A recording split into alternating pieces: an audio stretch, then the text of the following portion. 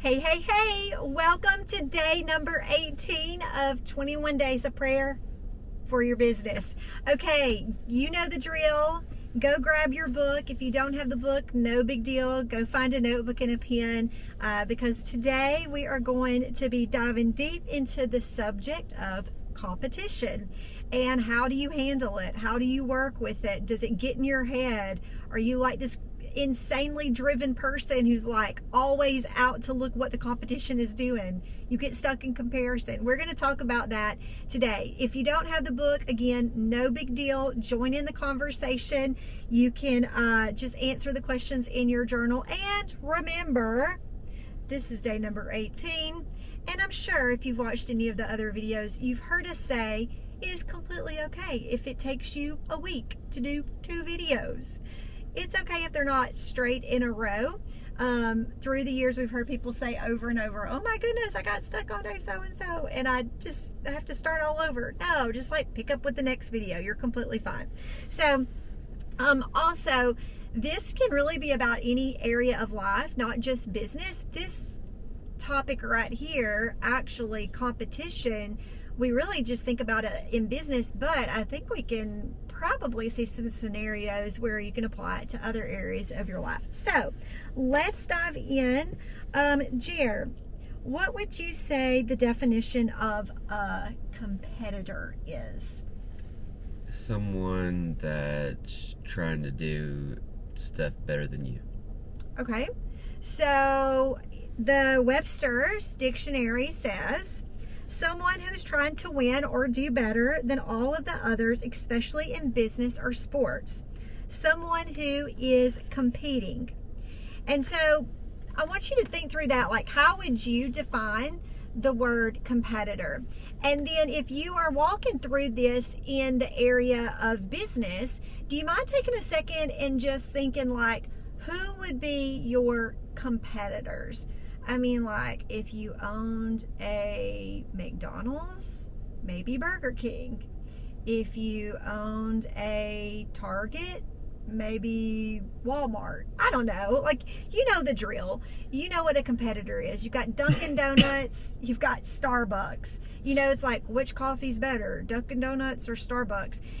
We had someone that was wanting to put actually a coffee shop where our juice shop is.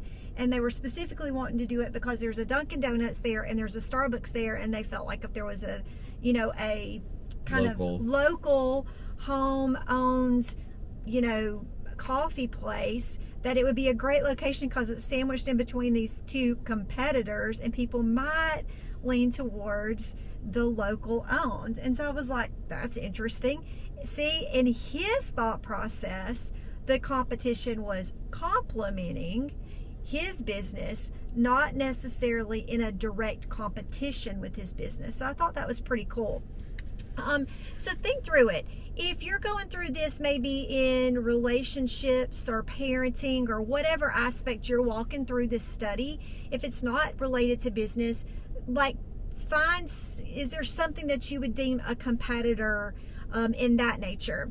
Like, for instance, if it has to do with relationships, like maybe friendships, is there a friend that you feel like, oh man, this person over here is like, I'm competing with their kind of friendship with this friend? Or, hey, listen, we're grandparents now. So it's like, this grandbaby versus, or this grandmama versus this grandmama.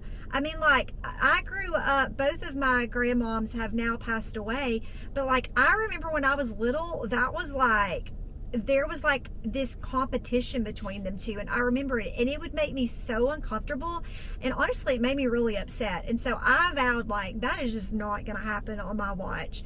We joke around, my son-in-law came and dropped off Liam the other day, and when he went to drop him off, Liam started crying, and I could see kind of Hunter get this smile on his face like, We're a very competitive family. We're competitive in all sense of the imagination. So I kind of got tickled seeing Hunter kind of like, oh, he likes that a little bit. That Hunter, that Liam was not wanting to come to me, that he wanted to stay with his daddy. So kind of think about that. Like in regards to if it's not just business, is there something that or someone that you would deem a competitor? Instagram people. Oh my gosh, that is fantastic. Blogs, Instagram, any type of social media, yes. Comparing, we've talked about comparison before in some of our videos, but I mean, you do, like you see that as some type of competition, and like, why? Like, seriously, it's crazy. It's kind of counterintuitive. Like they opened another clean juice across town, and I thought, my first thought was, oh, but then I thought, free marketing, sweet. Yeah. You know? Yeah. Sometimes you have to sort of force yourself to think how it complements you. To think about that. No, and that's so true. And so again, that's another way that instead of it being the competition, that it can complement you.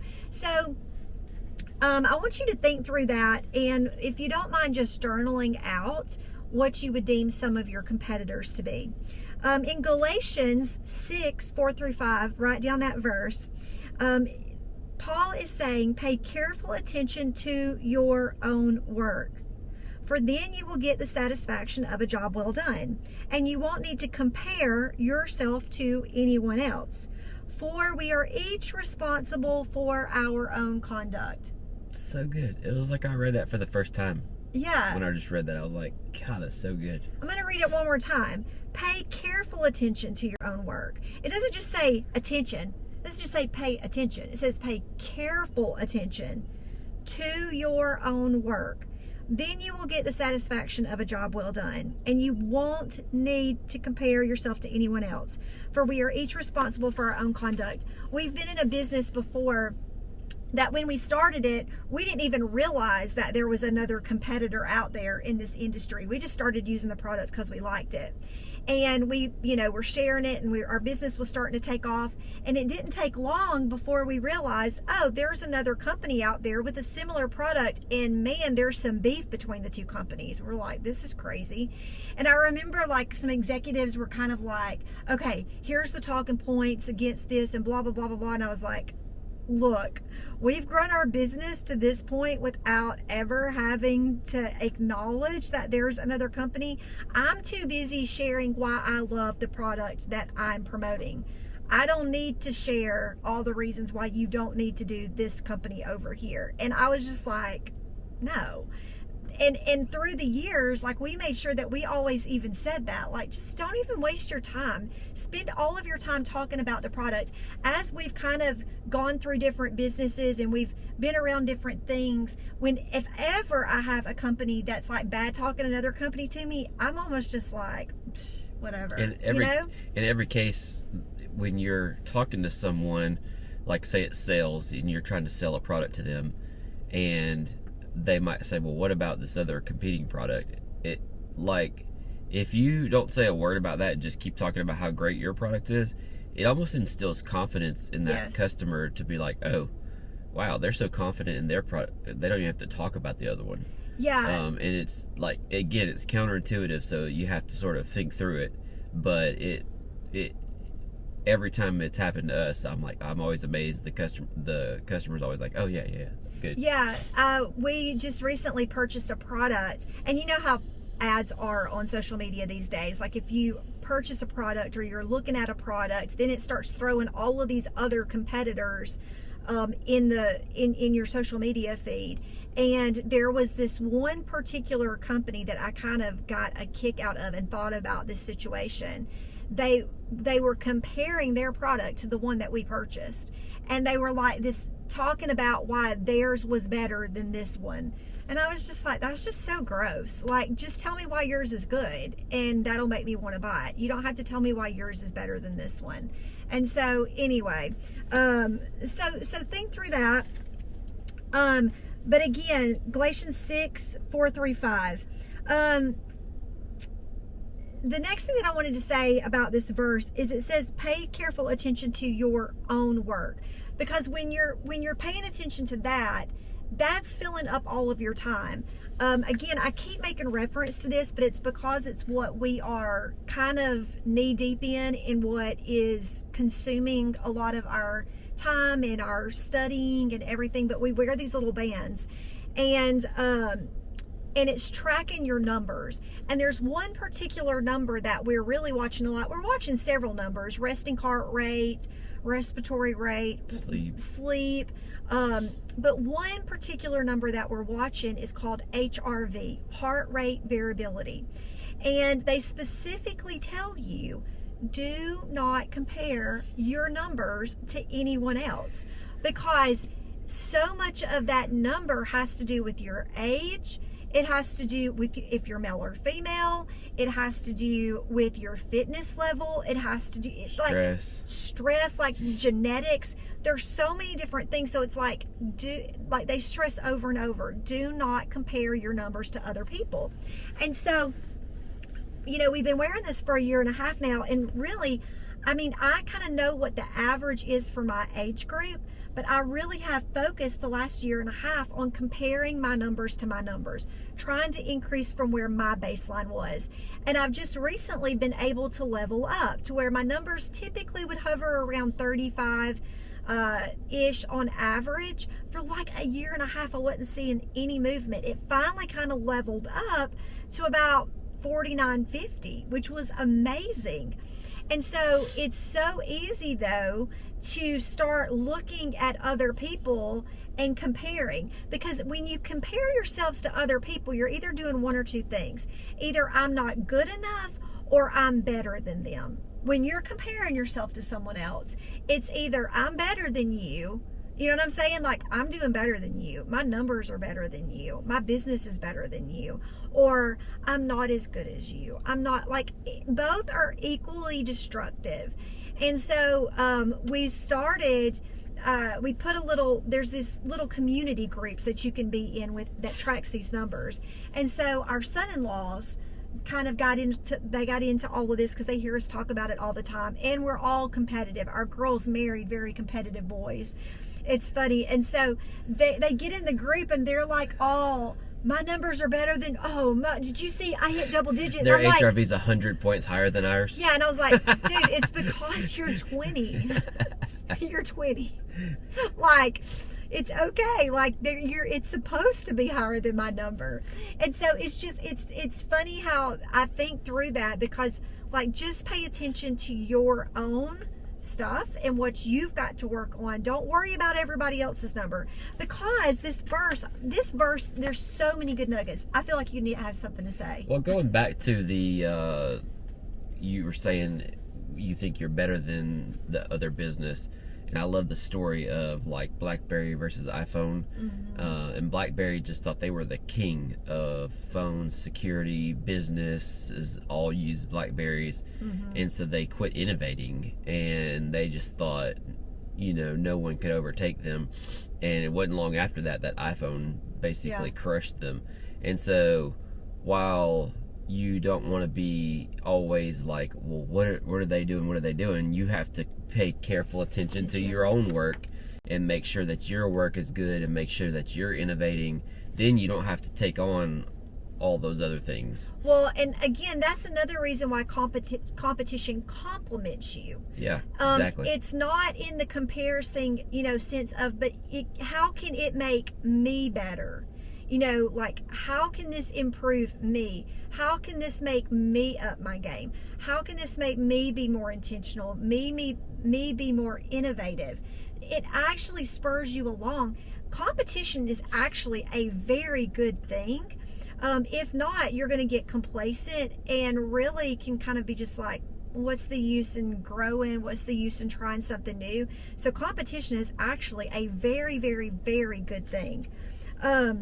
Anything else you want to say on that? Nope. In this verse, it says, for we are each responsible for our own conduct. And I got to thinking about how, like, it goes through here and it talks about, where did I say it? I get into what the Greek word is, and it's talking about, like, cargo. I think it's on the next page. Oh, yeah. Another, in the King James Version, in Galatians 6:5, it says, for every man shall bear his own burden. And then in the NIV, it says, for each one should carry their own load. And so when you're trying to carry the load of someone else on top of what you're already carrying, it's like unnecessary baggage. Like, stuff is typically enough weight for me just to carry on my own, much less to have to pick up the baggage of other people and tote it along on the journey as well. It's just really not worth it. Then I get into the Greek word, and that's where it says cargo. It says the concordant, it means a burden which must be carried by the individual as something personal and hence not transferable. It can't be shifted to someone else. The root word for this, which is load or cargo. When I hear the word load or cargo, I immediately think of it's being heavy. And that can be very overwhelming and weigh you down. So I kind of talked through that. And then a little bit of the homework I gave for journaling out is, how does it make you feel when you begin to worry about the dealings of others? Like when you're paying so much attention to all of these other people over here rather than just your own work, how does that make you feel? It can be super weighty. It can be super, super weighty. Okay. I tell a funny story in here about how we're super competitive, and it's never a good it's whenever we have game night or anything at the house, especially when the kids were a little bit younger, like it would resort in someone crying, typically. Usually Monopoly. We kind of refuse to let them win. Yeah. Ever. We feel like it builds strong character. But anyway, we tell a funny story about how when do you remember the cruise that we were on? It was a Disney cruise, and they were having like this wooden frog jumping contest where it was like these like frogs that were wooden, and you had these sticks and you had to I don't even really remember how it was just went. like off to the side, like in a lounge area, like it was just some little kids activity just for fun. And we're over here like, listen, y'all, we were watching the group before. We're like, that one's better. That one's Make better. sure you get that one. Yeah, don't. This frog over here is bad. Get this one. And when Alyssa was like her time, we were like cheering like she was going for the gold medal Olympic, like something she'd been training for her whole life. And at some point I looked at us, I'm like, we have really got serious issues here. Like, we have got serious issues. She did win though. She did win, and she it's bad, y'all. It's so bad. So I would ask. No, it's good. We were only worried about her work. We were That is true. But having her seek out to crush the competition might not have been. We weren't worried about the competition. We were just worried about her coming in first. Oh my gosh. Maybe Jared and I need to go read this chapter again. Yeah, read this. That's good. Okay. So, I'm all over it. I feel like there was another one. We can allow competition to consume us or complement us. And then I say competition complements us when we focus on bettering ourselves. Competition consumes us when we focus on being better than someone else. Mm-hmm. Real satisfaction comes from what complements you.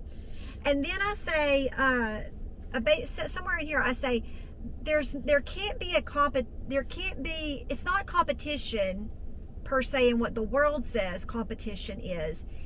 There's not a competitor if you don't deem it a competition. Mm-hmm. You know what I'm saying? Like, you're not my competitor if there's not a competition between. This is a good example in regards to relationships and not regards to business. Jeremiah is the most amazing girl daddy. We've got 2 girls. He is the most amazing girl daddy. Those girls love him so much. We owned a juice shop. We still own it, about to close on it, selling it. But there's a bunch of teenagers. And man, there's these girls, because he's such a good girl daddy, and he'll be checking in like, now what's this about this guy you're dating? Like, all this, that. And he's just a good girl's daddy. Well, the girls love him. And I know that they're Big Daddy's girls. Can I tell you, there has never been a day. We joke about it and we laugh about it. I love that they love their daddy. Like, I'm talking, it makes me love him more to see how much they love their dad. There's no competition. And I think that's a good way to look at it, in the sense of it not being in regards to business. Because there's no competition with us. We're a team. There's no competition in who loves who more with us. And so think through that. I mean, is there stuff like that you've ever struggled with, whether it's business, whether it's relational, whether you name it? Insert the social media thing, like Jared said. Because when you get caught up in that realm of spinning that web, it entraps you. It really it makes you stuck and not in a good position. I think when you're talking about carrying the load too, you're also talking about if someone is trying to like do you in or crush you, that's not your load. You have your own specific personal burden, load, whatever you want to call it, that your work that you need to pay attention to, and you can't take that on from them as well. And so, like we were saying before, do your work the best you can do it, innovate, and that will complement you, even if someone's out to get you. Yeah, there was a girl back when we owned our scrapbook store.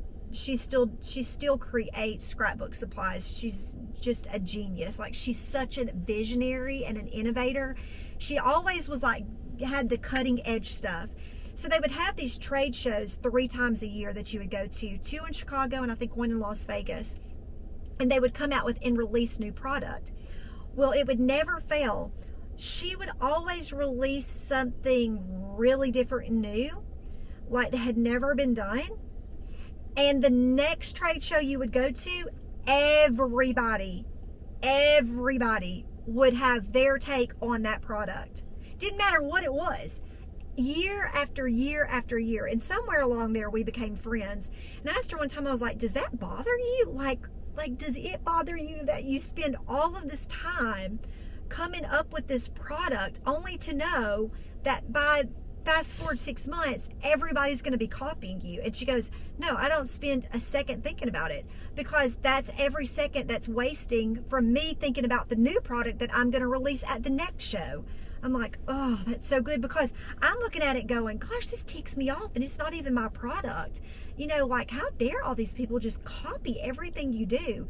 She doesn't even cross her mind, because she's too busy being an innovator. Yeah, and that's why she's successful. They're spending time trying to figure out how to copy her, and she's spending time how to be the next best thing. Yeah. And so, you know, if you're in business, let that be an example. That has always been such an inspiration to me, to think in that dynamic. Just don't get caught up. And listen, we're human. Those thoughts are going to creep in. Those things are going to, but we don't have to let them camp out there. Like, you know what I'm saying? We're human. Like, you're definitely going to have that, you know, like what, but you just can't entertain the thoughts. Yeah, it's like I said, crush them. It's like I said, you know, when the other clean juice opened, my first thought was this, but then I was like, oh, this. So it's not that you don't have the thought, you just don't have to spend your time and energy focused on it. Yeah, I was doing some coaching with, I don't know if you've ever read any of his books, Bob Goff, who's just amazing, by the way. And it was actually right after we opened our first store, and we were getting ready to actually open that second location in a really good area. I mean, we had already picked out the building, had an architect draw up drawings, like it was ready to go. And the week before we were to sign the contract on it, something was not sitting well with either Jeremiah or myself, and it was super weird. Actually, it was the week before the big outbreak of you know what in 2020, and we had no clue, obviously, that was about to happen. We opened our first location 5 weeks before all of that went down, and getting ready to close on that second store. And we felt like we were supposed to put pause, and I was in the middle actually of doing some one-on-one coaching with Bob, and I told him, he asked me kind of what I had on the table, and I told him, you know, we're getting ready to open the second store, and he said, how do you feel about it?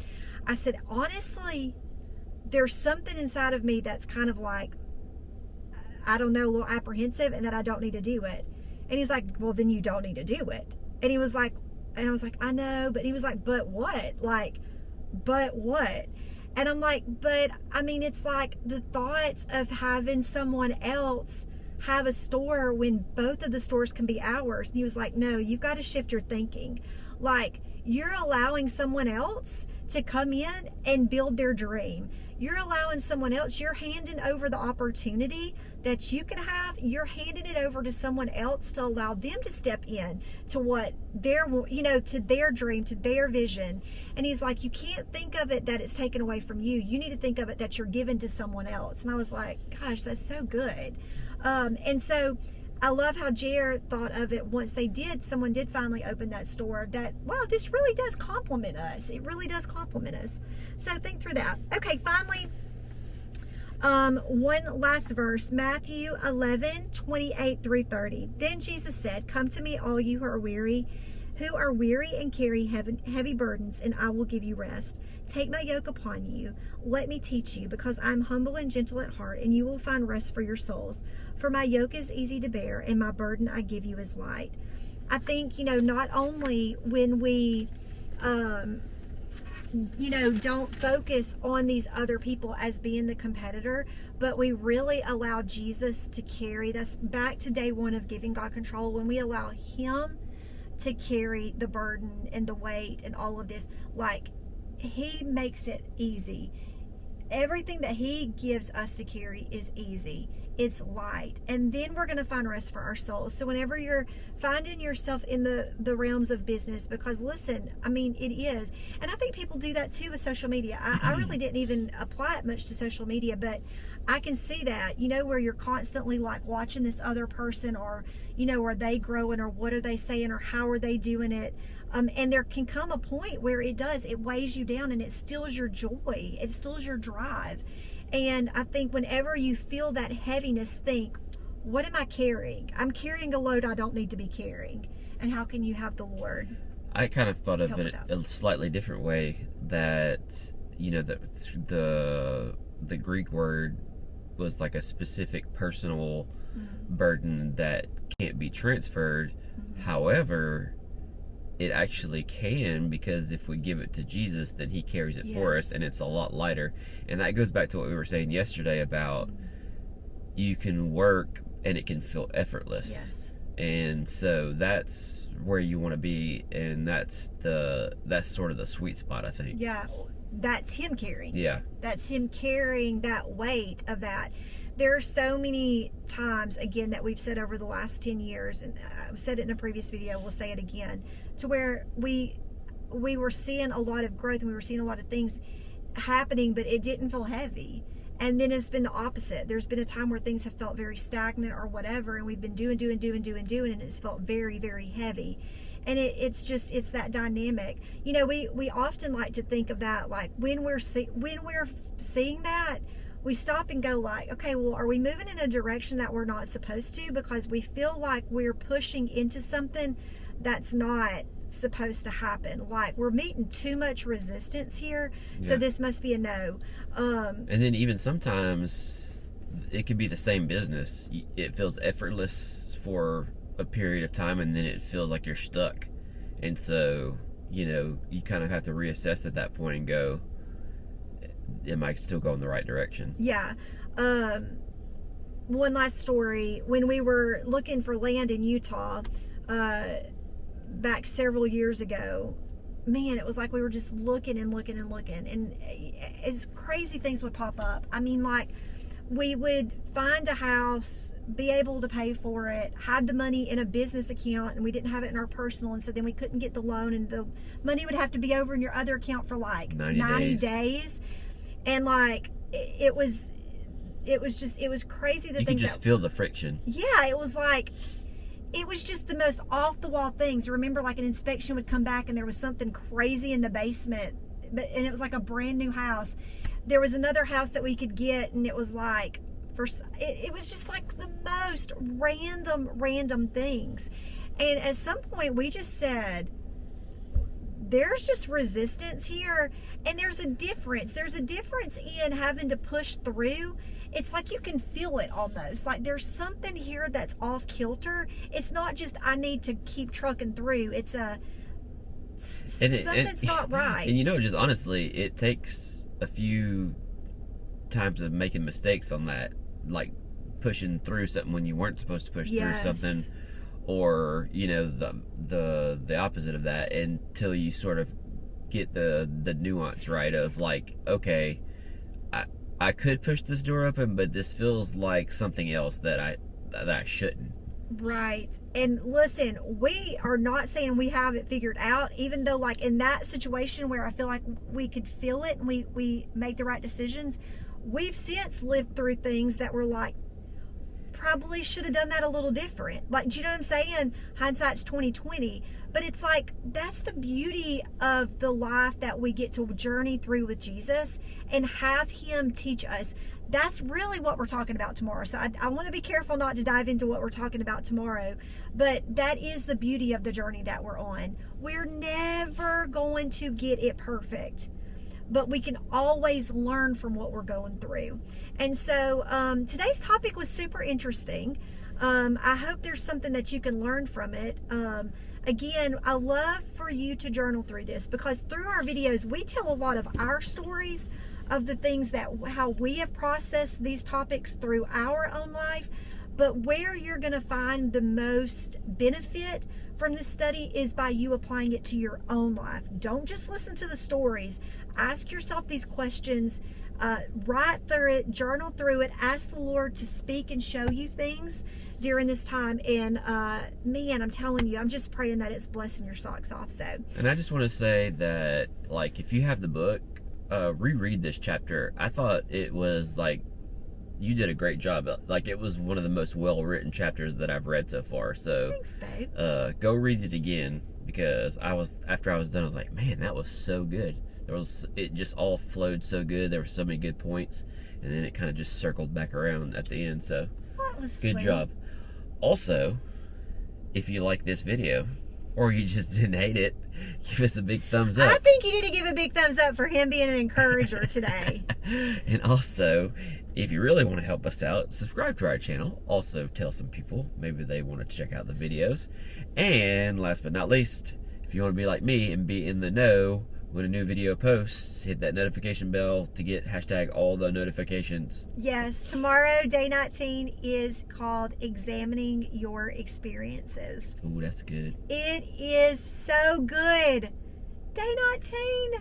Oh my gosh, Almost done. 3 videos left. Okay, hope you have a great rest of your day, and we will see you back here in the next video.